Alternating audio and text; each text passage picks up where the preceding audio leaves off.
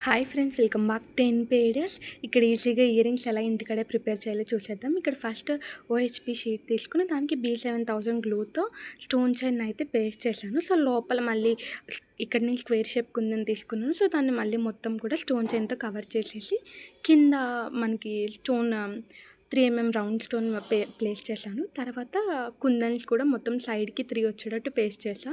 కంప్లీట్‌గా డ్రై అయిన తర్వాత సిజర్‌తో కట్ చేయాలి. సో, కట్ చేసేటప్పుడు కొంచెం కేర్‌ఫుల్‌గా ఉండాలి. బికాజ్ ఆ షీట్ కనిపించకుండా కట్ చేయాలి కాబట్టి. సో, మొత్తం మంచిగా కట్ చేసిన తర్వాత పైన మళ్ళీ B7000 గ్లూ వేసి ఇయర్ రింగ్ బేస్ ఉంటాయి కదా! సో, ఆ ఇయర్ రింగ్ బేస్‌ని దానికి వెనక మళ్ళీ స్టిక్ చేయాలి. ఇక్కడ నేను వ్యాక్స్ షీట్ నార్మల్‌గా ప్లేస్ చేస్తారు. ఇక్కడ నేను నార్మల్‌గా ఆయిల్ పేపర్ ఉంటే అది ప్లేస్ చేశాననమాట.